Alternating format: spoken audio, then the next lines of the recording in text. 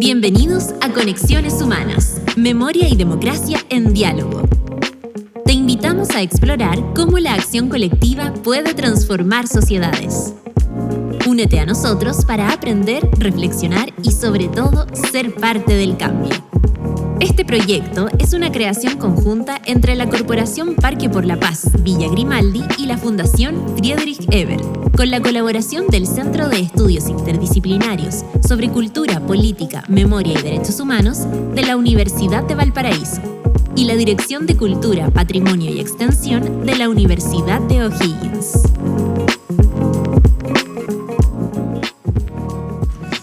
Les damos la más cordial bienvenida a nuestro programa Conexiones Humanas, Memoria y Democracia en Diálogo. Un podcast que nació de la necesidad de compartir y reflexionar en torno a experiencias ciudadanas que se vinculan estrechamente con los derechos humanos. Mi nombre es Mario Aguilera, yo soy periodista, viejo ya a estas alturas, pero titulado de Francia. El titulado de Francia es importante decirlo, puesto que fui expulsado de Chile en julio de 1975 y fue expulsado luego de haber permanecido cerca de un año preso. Estuve 40 días desaparecido, fui detenido el 12 de agosto de 1974, pasé por Londres 38, José Domingo Cañas, Villa Grimaldi, 3 y 4 Álamos, y de ahí expulsado al exterior. Era estudiante y terminé mis estudios justamente en Francia. Ahí trabajé en Radio Francia Internacional, Radio France Bordeaux-Gironde, Radio Telegarón. También hice práctica en Radio Nacional de España. Y luego regresé a Chile el año 1989, trabajando en Radio Nuevo Mundo. Luego en Televisión Nacional de Chile como reportero, luego como editor durante 15 años. Estuve también en Canal 13 como editor, CNN Chile. He sido encargado de prensa del Ministerio de Salud y también del Ministerio de Defensa. Trabajé en el Diario 7, en la revista 7+7, y también he estado trabajando durante mucho tiempo en relaciones públicas respecto y prensa y comunicaciones en algunos ministerios, como lo decía recién, y dedicado este último tiempo a hacer una suerte de... ¿cómo decirlo? Sembrador de memoria, puesto que los derechos humanos son una cosa importante y con mi pasado no puedo hacer otra cosa sino seguir vinculado a este tema. Hoy con nosotros nos acompaña José Luis Almoracid y Clemencia González de la Mesa por el Nunca Más de la región de O'Higgins, conformada por personas de la sociedad civil y organizaciones vinculadas a los derechos humanos en la región de O'Higgins. Clemencia Ortiz es también directora de Cultura, Patrimonio y Extensión de la Universidad Estatal Regional de O'Higgins. Además, está con nosotros la subsecretaria de Derechos Humanos, Daniela Quintanilla. Daniela, quien recientemente asumió el cargo y que ha trabajado en instancias nacionales e internacionales, coordinando y participando en organismos de derechos humanos. Pero para que vamos de inmediato a lo que nos interesa, vamos a partir con la mesa, puesto que queremos conocer un poco, para llegar a hacer memoria, hagamos un poco de historia. Si nos puede contar uno de ustedes, ¿cómo se pasó el periodo de la reforma agraria en el gobierno de la Unión Popular del presidente Salvador Allende? Bueno, antes que nada saludarlo y gracias por el espacio. ¿Cómo se vivió el proceso de reforma agraria en la región de O'Higgins? Al menos por el trasvasije que uno tiene de las historias que uno va recolectando con el tiempo. Curiosamente fue una de las regiones donde hubo una mayor producción cuando se empezó toda esta toma de fondos, toda estos terrenos que tenían los latifundistas que tenían miles de hectáreas y no eran productivos. Yo creo que fue una de las regiones donde los organismos públicos como el SAG y el INDAP trabajaron mancomunadamente para lograr estos objetivos. Sin duda, la región de O'Higgins en ese aspecto, así como los procesos también que tienen que ver con la nacionalización del cobre, la mina, son dos hitos que están en el acervo colectivo nuestro como región, de que han sido poco relevados en el tiempo. No han tenido una investigación más profunda. La última investigación que nosotros tenemos es gracias a una iniciativa del ministro de Agricultura, Esteban Valenzuela, que pidió, de la cual yo también participé en eso, pidió datos de si había nuevas víctimas. Nosotros pasamos de tener un estamento de 30 y tantas personas al año pasado, que fue la entrega del documento por los 50 años de conmemorar el golpe, donde se elevó a más de 84 personas. Y la mayoría de esas personas del campesinado.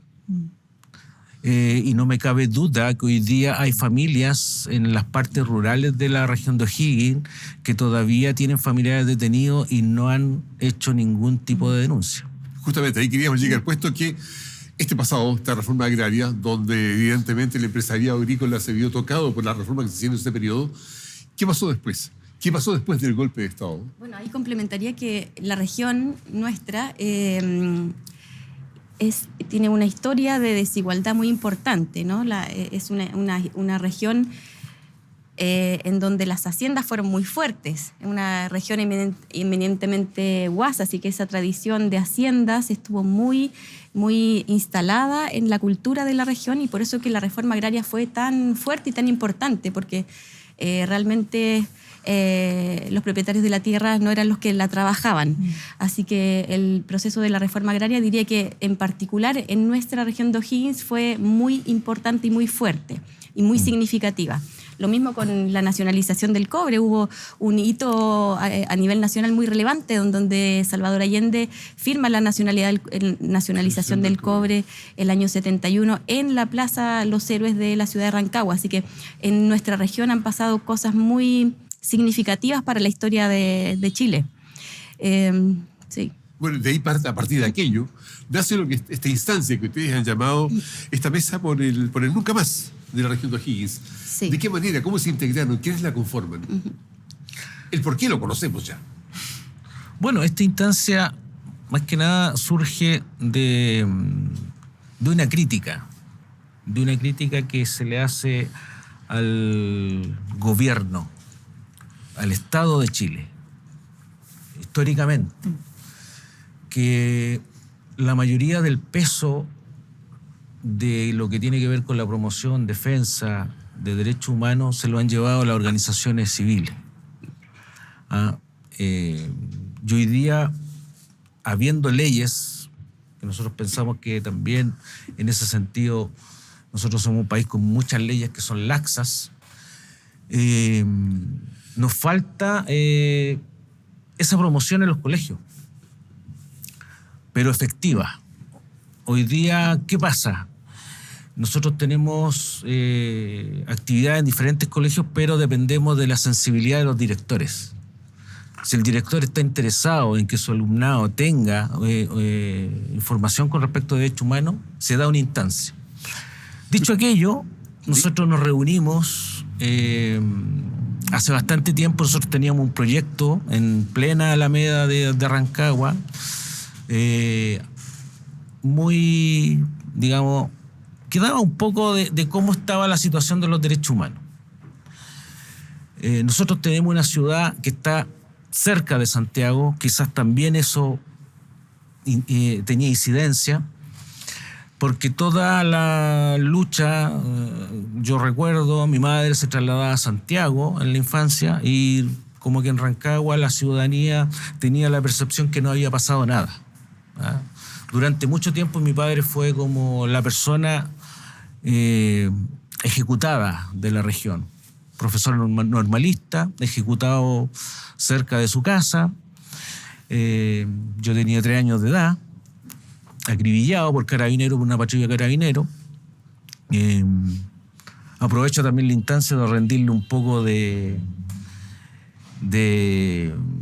memoria, porque mi madre estaba embarazada de 8 meses y hace poco, en una conversación muy íntima que tenía con ella, supe que ese hermano que no nació se iba a llamar Manuel. Entonces yo creo que también es una instancia reivindicatoria de memoria para este hermano que no nació y que murió junto con el padre. Entonces, en esta región estaba él como emblema de esta situación, de estos atropellos. Y yo creo que todo este proyecto, toda esta incidencia es gracias de la presencia de la universidad. Las diferentes organizaciones de derechos humanos han estado presentes en el territorio, pero no teníamos un agente canalizador de esa energía, que en este caso fue la universidad. Y a raíz de aquello, nosotros teníamos un proyecto durmiendo del 2005. Yo tenía un poco la idea de que la mayoría de los memoriales eran placas sacadas de los cementerios y colocadas en plazas públicas con los nombres. Y nosotros queríamos hacer algo distinto.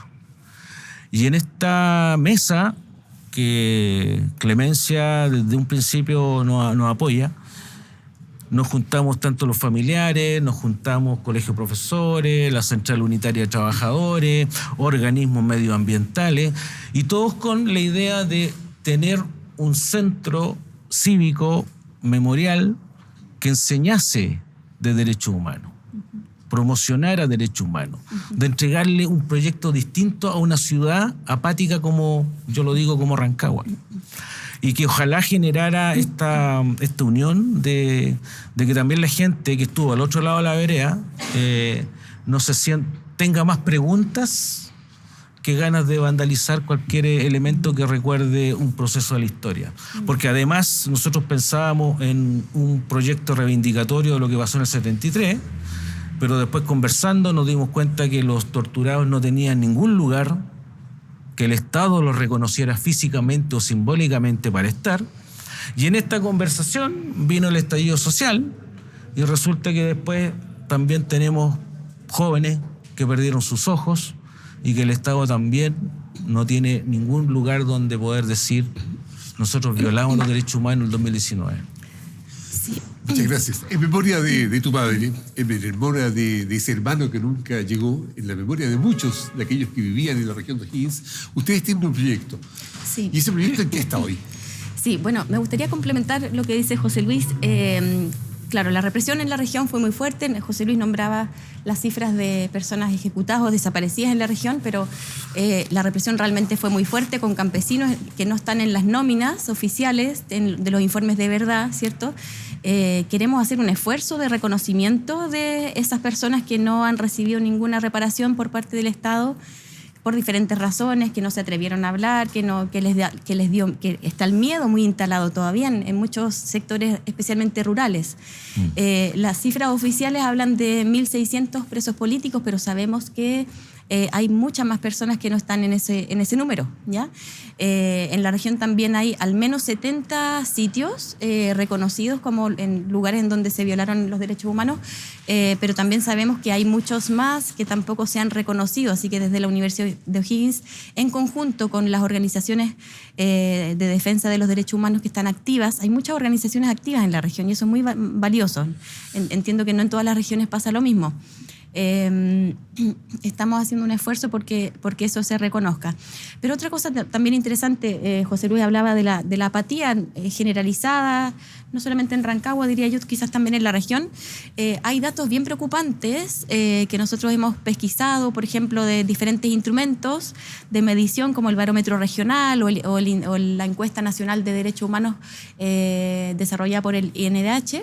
Se habla de una desafección política, especialmente por parte de la ciudadanía en general de la región, pero también especialmente de la población joven, ¿ya? Y eso es muy preocupante y un desafío para las instituciones democráticas.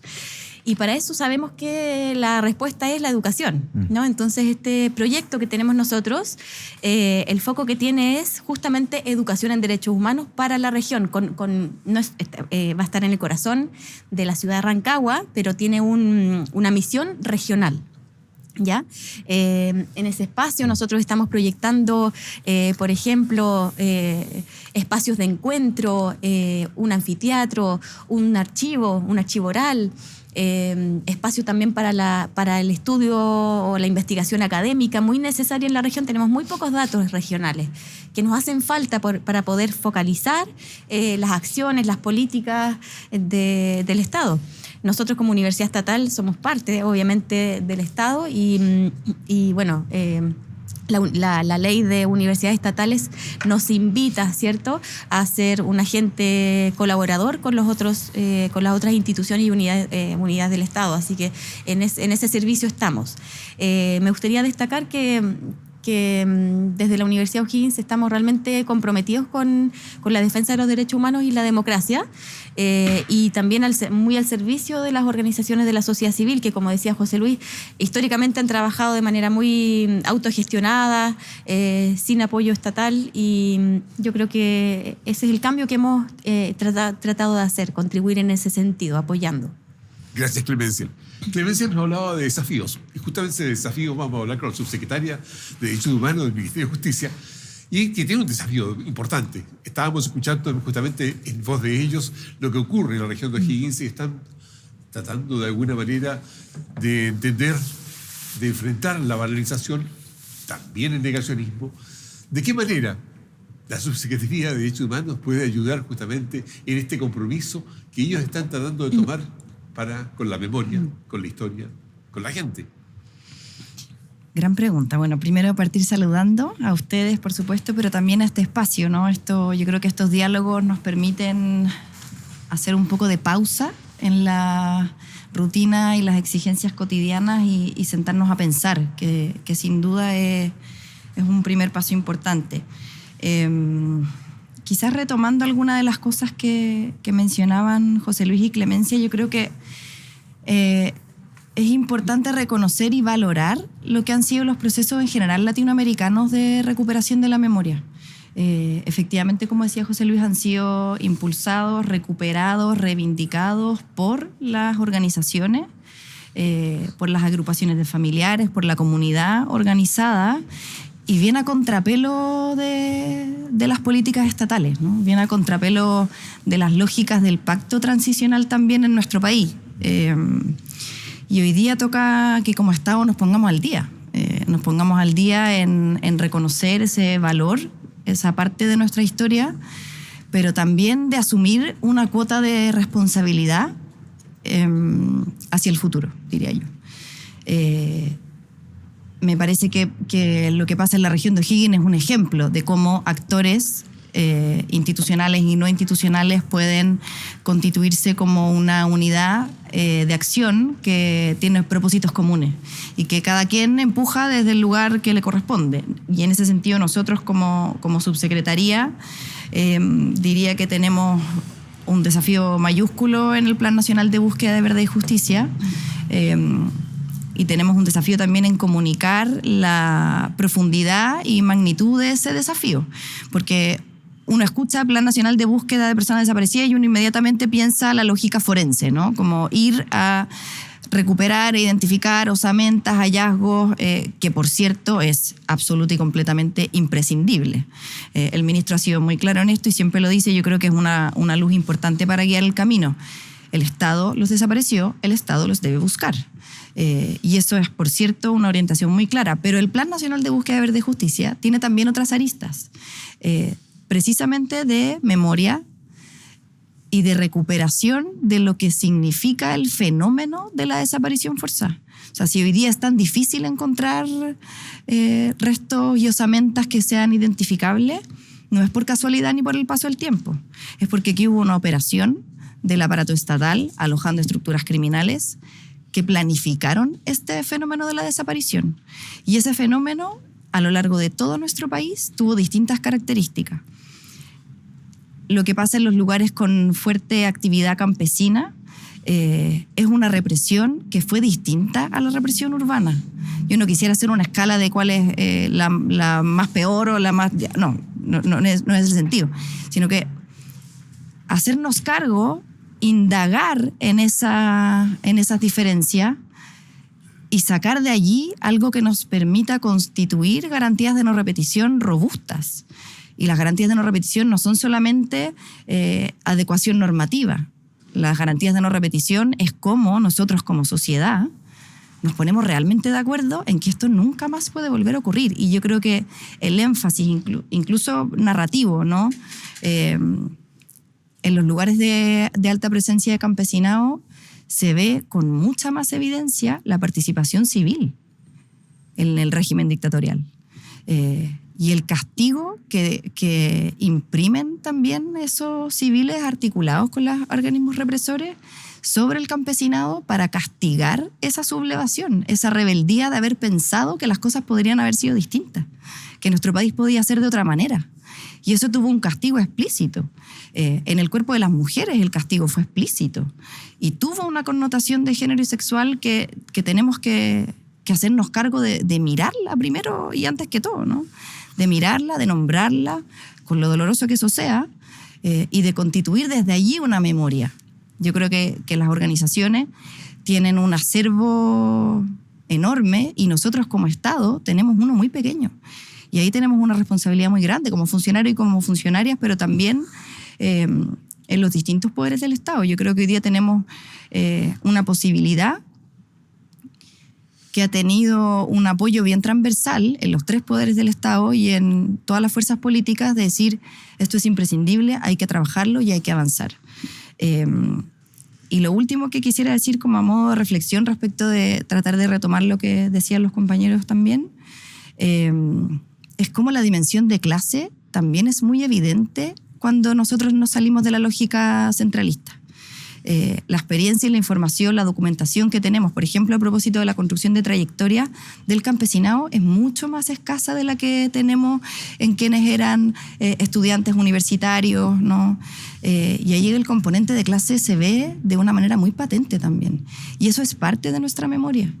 Y es parte de lo que tenemos que hacernos cargo y encontrar los caminos de colaboraciones virtuosas para poder tomar toda la experiencia que han ido construyendo las organizaciones y ver cómo nosotros, desde el aparato estatal, tanto desde universidades, que yo saludo mucho esa conciencia también de las universidades estatales como parte del aparato público, pero de todas las instituciones, de pensar y de aprovechar de pronto estos momentos de conmemoración, estas fechas como los 50 años que nos remueven, ¿no?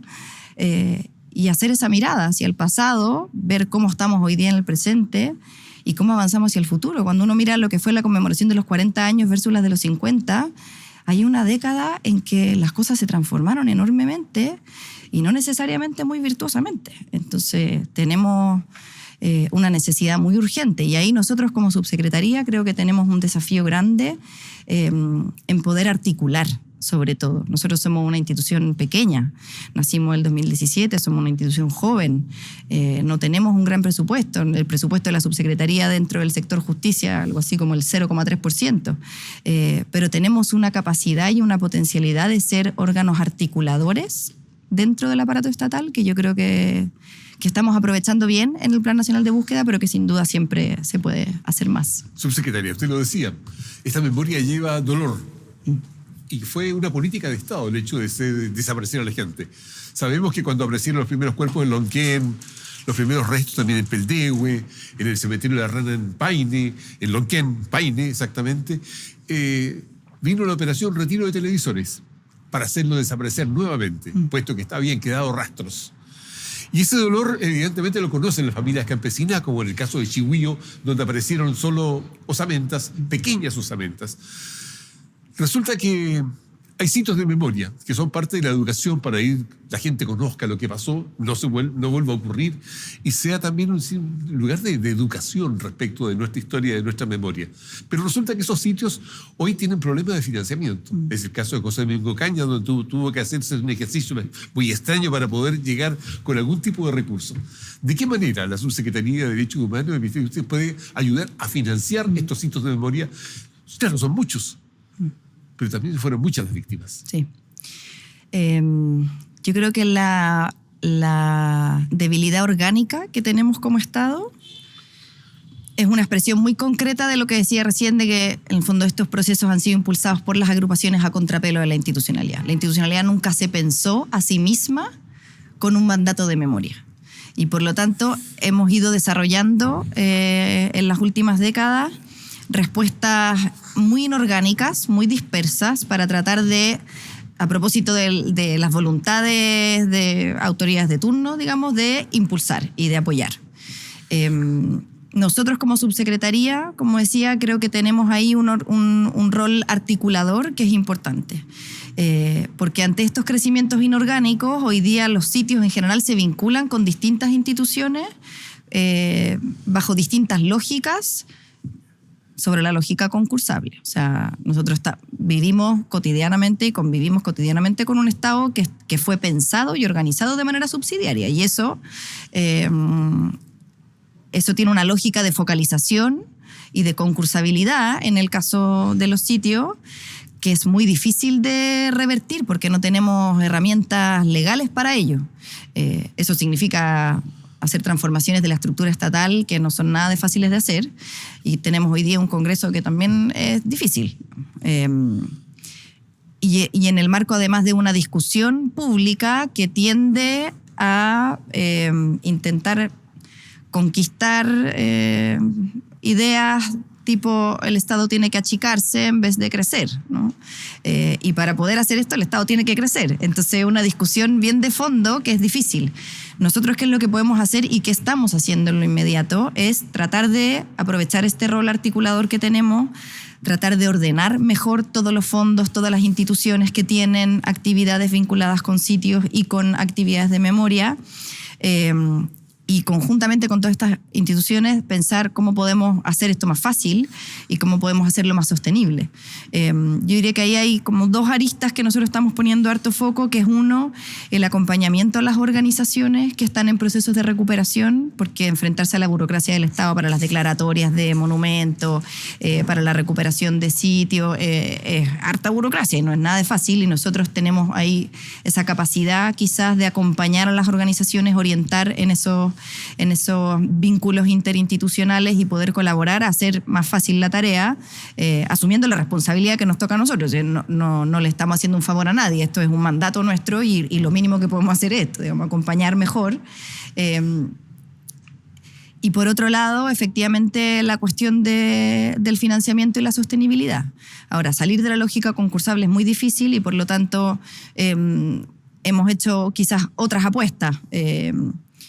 Tratar de hacer una georreferenciación y un catastro de todos los sitios que tenemos desplegados a lo largo de nuestro país. Estamos trabajando ahí con el Ministerio de Bienes Nacionales bien intensamente para idealmente que nosotros como Estado tengamos una identificación única. En el fondo que José Domingo Caña sea el sitio con un identificador único que le permita a todo el aparato estatal coordinarse entre sí. Porque además esa coordinación la tienen que hacer las propias organizaciones. Tienen que ir donde uno y decirle, mire, yo estoy en esto con esta otra institución. Y nosotros entre las instituciones poca idea tenemos de cómo esos flujos se organizan. Y hay cuestiones administrativas que podemos hacer, como por ejemplo los catastros, por ejemplo la identificación única que nos permita a nosotros como aparato estatal coordinarnos adecuadamente y no darle esa mochila a las propias organizaciones. Y ordenar mejor la capacidad de financiamiento que tenemos de manera de ir detectando y haciendo un diagnóstico no individual, sino más global, que nos permita ordenar mejor el despliegue de esos recursos. Ahora, no hay que abandonar la transformación estructural y las transformaciones normativas que haya que hacer. Hay que más bien tenerlas más claras, de manera de poder presentarnos ante una discusión legislativa con evidencia empírica, con los catastros, con el mono ordenado, digamos, porque si no también es muy difícil tener esas conversaciones con interlocutores que no están muy abiertos ni disponibles. Entonces yo diría que como primera labor, ordenar la casa, y cuando digo la casa digo el aparato estatal completo, y luego pensar en cómo en ese orden podemos ir constituyendo un convencimiento además entre los distintos actores de cuáles son los cambios que necesitamos. Aprovechando la oportunidad, Clemencia, José Luis, tenemos la subsecretaría recién llegando. ¿Qué esperan ustedes de ella? Sí. ¿Cuál es la ayuda que podría prestar? Sí, o sea, me tomo de las palabras que dice de ayudarnos a articular. Yo creo que para nosotros es fundamental esa articulación. Nuestra región es la única región que no tiene un memorial. Tenemos dos elementos de carácter constructivo, pero que son hitos. Tenemos uno, el busto de Salvador Allende, que fue usurpado para el estallido social y todavía no logramos instalar de nuevamente su busto. Pero en lo que se refiere a memoriales, somos la única región que no cuenta con un memorial. Este proyecto nace en conjunto con la universidad. Y con Clemencia siempre conversábamos el tema de que una de las primeras cosas que se hicieron fue pedir por ley del lobby una reunión con el gobernador. Al gobernador se les puso la situación de que esta mesa quería tener un elemento, un memorial, todo lo que habíamos conversado. Y sin decir más nada, el gobernador nos dice, o a nosotros nos dice, los recursos están. Y en base a eso nosotros empezamos a trabajar con este proyecto, a soñar con este proyecto que se pudiese entregar algo distinto a la ciudad. ¿Por qué a la ciudad? Más que a los familiares, a la ciudad. Y de entender el cuidado que deben tener estos sitios. Porque es un sitio de educación. Porque no queremos que esto se vuelva a repetir. Yo hace un tiempo atrás estuve en un bonito proyecto que se llama Bibliotecas Humanas, donde cada uno tenía su relato, ¿cierto? Y los chicos de diferentes colegios a uno lo elegían. Y uno tenía que contar su historia. Muchos de los compañeros que estaban ahí contaron su historia desde lo épico, desde la lucha que hicieron en diferentes frentes. Pero yo a los chicos les decía que mi historia era de la fragilidad de la democracia y que yo soy producto de una familia rota. Porque yo soy un individuo roto que tiene que aprender a vivir en una sociedad en la medida de lo posible. Entonces, dentro de aquello, yo no estoy pidiendo ni por mi familia, ni por mí, porque yo siempre he dicho una cosa. Yo nací al lado de una tumba. Yo tuve la dicha de crecer al lado de una tumba y saber que mi padre estaba en esa tumba. Hay mucha gente que no tiene esa dicha hasta el día de hoy. Y como dice Mario, han encontrado huesillos de su familiar. Hay otros que transitan por este país que no tienen tampoco un lugar, que son los torturados y que tienen que vivir todos los días con los fantasmas de la tortura. Yo tengo familiares que fueron torturados que hasta el día de hoy nunca hablaron de lo que se les hizo. Incluso ni siquiera declararon en el informe Walsh. Entonces eso nos da una temática que en la región no está zanjada.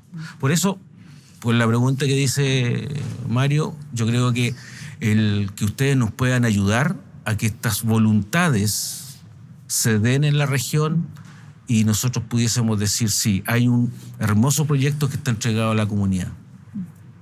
Sí, me gustaría comentar algo, Okay.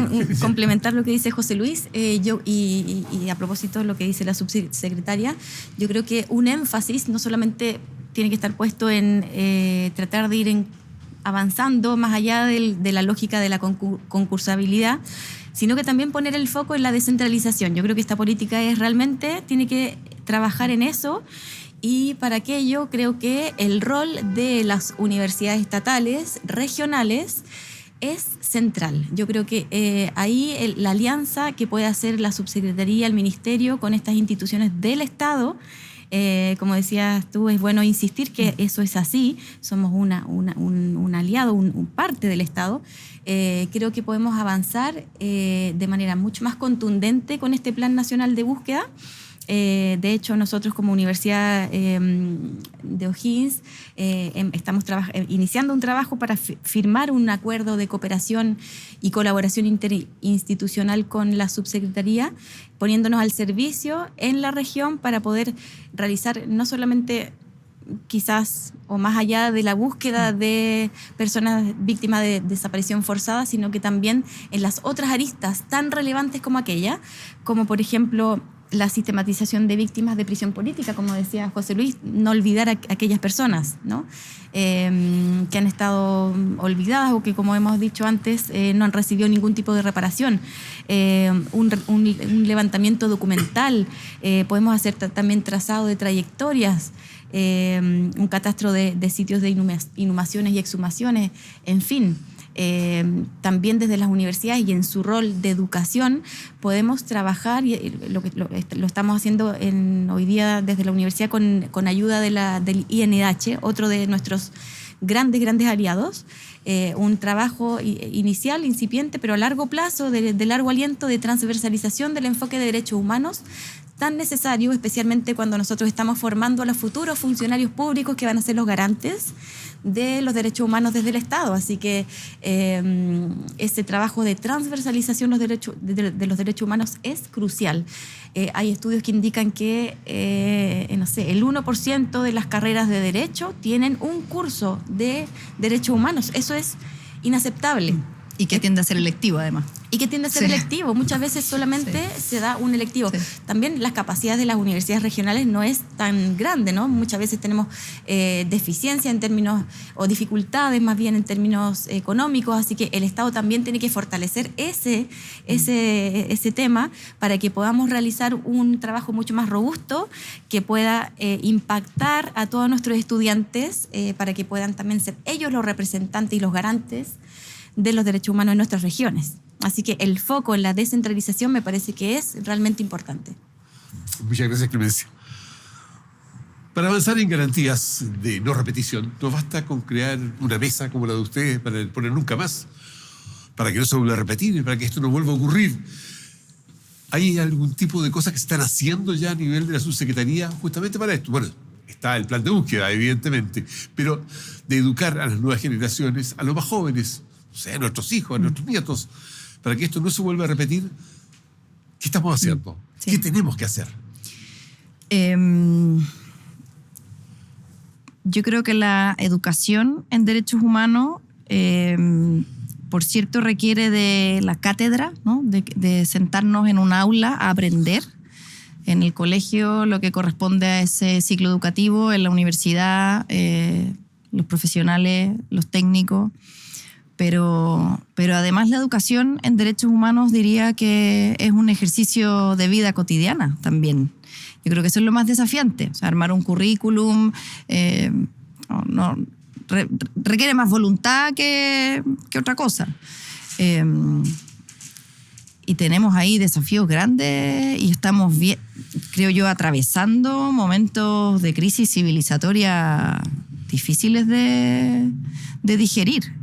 En el mundo, no solamente en nuestro país, que creo que también, enfrentados a discursos muy polarizantes, a posiciones donde uno percibe que realmente no hay, en los diálogos, no hay una verdadera ni genuina intención de escuchar al otro. Y eso lo vemos cotidianamente. Yo creo que ahí tenemos un desafío grande.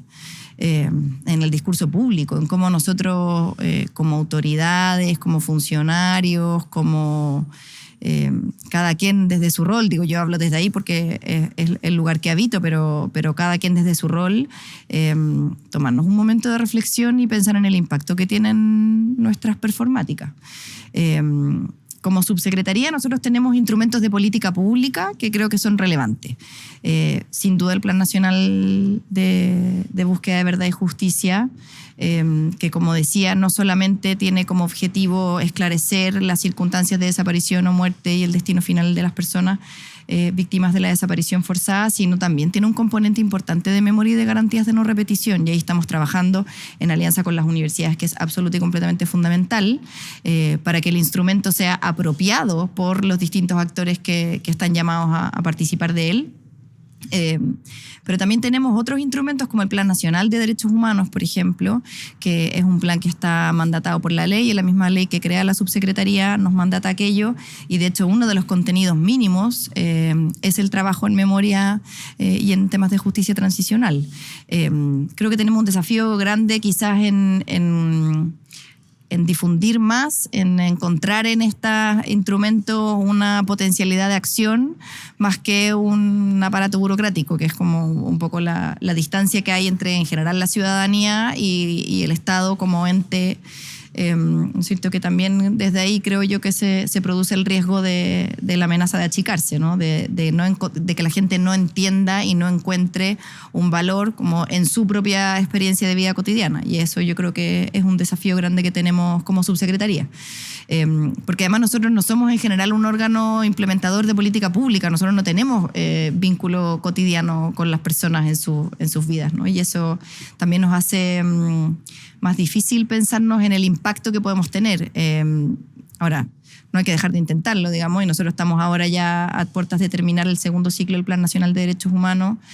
Vamos a comenzar la elaboración del tercero, y ahí yo creo que cómo traducimos todas estas reflexiones en acciones y compromisos concretos, que sean medibles, que sean trabajables a lo largo del tiempo y por distintos actores, es un desafío grande que tenemos. De hecho, bueno, los sitios de memoria cumplen parte de su función, puerto llegan jóvenes, estudiantes de liceos, incluso más pequeños, que hacen el recorrido de los lugares como Villa Grimaldi, Girón del 38 y otros, donde van a ver, a visitar lo que ahí ocurrió para que no se vuelva a repetir. Así que es importante lo que están realizando justamente esos sitios de memoria. Y ahí yo creo que tenemos que también salir de las lógicas como de infantilizar a la sociedad. Uno ve para el Día de los Patrimonios, está absoluto y completamente repleto. La gente quiere más espacios de cultura. Eso es una realidad que es concreta, digamos. Los últimos años, en los días del patrimonio, que antes era un día, ahora tienen que ser 2, porque realmente se llenan. La Moneda,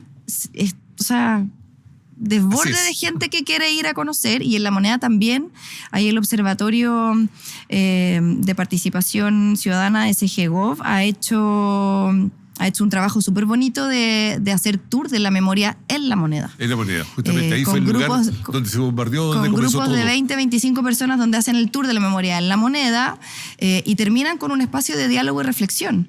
Porque, como decíamos, no es solamente cátedra, no es que yo pueda medir cuánto aprendió o no aprendió la persona de derechos humanos, es una transformación de otro carácter, y ahí lo que como potencia pueden ofrecer los sitios es más bien ese espacio para reflexionar en torno a ello, más que adquirir una serie de conocimientos, digamos. Me gustaría complementar algo sobre eso. Estamos terminando.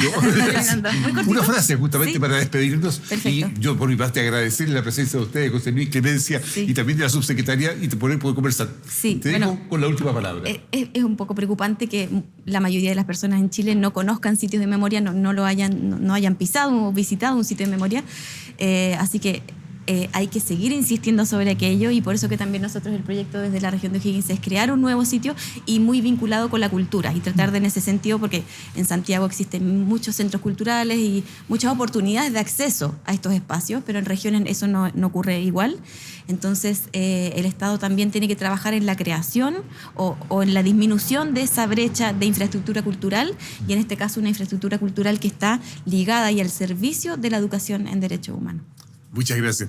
Gracias a los tres. No será el último, es el primero de nuestros podcasts. Habrá otros, y le estaremos hablando justamente para que la gente conozca y sepa lo importante que es la defensa de los derechos humanos. Muchas gracias. Muchas gracias. Gracias. Eso fue Conexiones Humanas, Memoria y Democracia en Diálogo. Este proyecto es una creación conjunta entre la Corporación Parque por la Paz, Villa Grimaldi, y la Fundación Friedrich Ebert, con la colaboración del Centro de Estudios Interdisciplinarios sobre Cultura, Política, Memoria y Derechos Humanos de la Universidad de Valparaíso y la Dirección de Cultura, Patrimonio y Extensión de la Universidad de O'Higgins.